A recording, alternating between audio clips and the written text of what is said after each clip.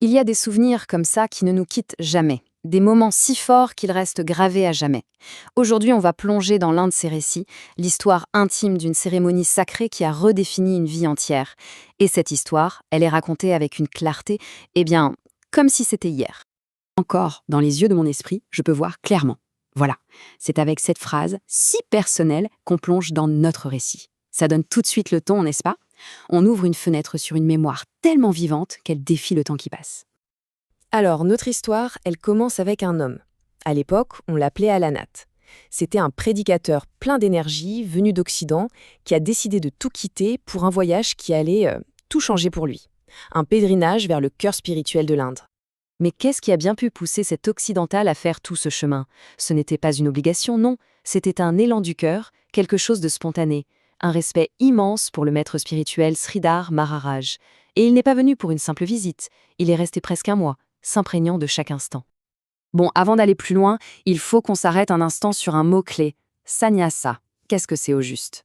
Eh bien, ce n'est pas une simple promesse, c'est entrer dans l'ordre du renoncement. C'est un engagement total, à vie. On laisse derrière soi le monde matériel pour se dédier corps et âme au service spirituel. C'est un acte d'une portée immense. Et là, jour après jour, quelque chose se passe. Un lien se tisse entre le maître et le disciple. C'est plus qu'une relation formelle, c'est une connexion profonde, basée sur l'affection, la confiance. Ça s'installe doucement et ça prépare le terrain pour la suite. Et ce qui est incroyable, c'est que ce moment, il n'était pas juste marquant pour le disciple. Non, non.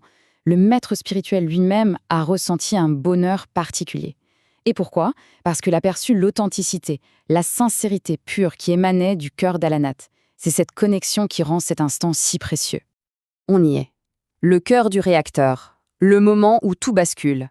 C'est l'instant où Alanat est officiellement accepté dans l'ordre du renoncement. C'est un tournant radical, le point de non-retour de son cheminement spirituel. Avec cet engagement, une nouvelle identité voit le jour. Sridhar Maharaj lui donne son nom de sannyasi, Srimad Bhakti Alok Paramadvaiti Swami. C'est bien plus qu'un nouveau nom. C'est le symbole de sa renaissance, de sa nouvelle place dans le monde.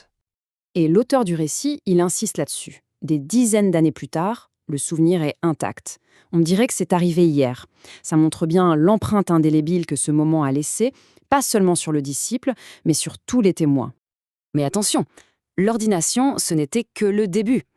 Pour que tout soit officiel, disons, il fallait encore une étape cruciale, la cérémonie du feu sacré, qu'on appelle aussi le yajna. C'est un rituel védique ancien, très puissant. Au cœur de ce rituel, il y a deux rôles essentiels. D'un côté, on a le jota, c'est lui qui fait l'offrande au feu sacré. Et de l'autre, l'acharya, qui guide la cérémonie avec les chants sacrés. Le fait que d'autres disciples tiennent ces rôles, ça montre bien que c'est toute la communauté qui participe à ce grand moment. Ce sacrifice du feu, ce n'est pas juste du folklore, c'est vraiment l'acte qui vient valider, qui vient sceller l'engagement du sannyasa.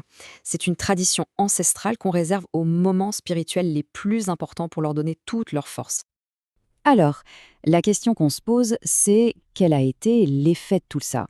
Concrètement, qu'est-ce qui a changé pour celui qu'on appelle maintenant Paramadvasti Swami? Eh bien, le changement, il était visible, mais aussi très profond. Après la cérémonie, la transformation était flagrante.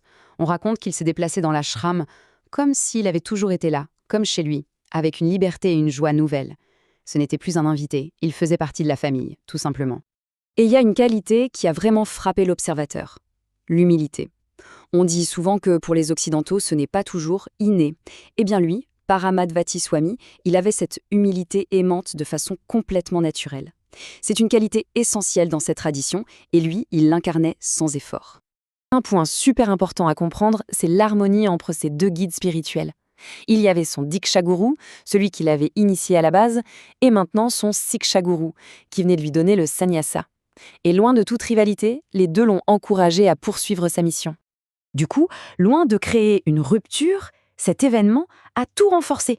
Il s'est senti porté encore plus fort dans sa mission, avec la bénédiction et le soutien de ses deux maîtres.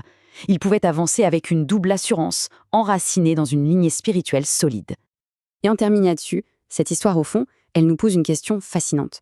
Comment est-ce qu'un seul rituel, une seule cérémonie, peut vraiment redéfinir la vie, la mission, l'héritage de quelqu'un? C'est une belle réflexion sur ces instants uniques qui, une fois vécus, résonne pour toujours.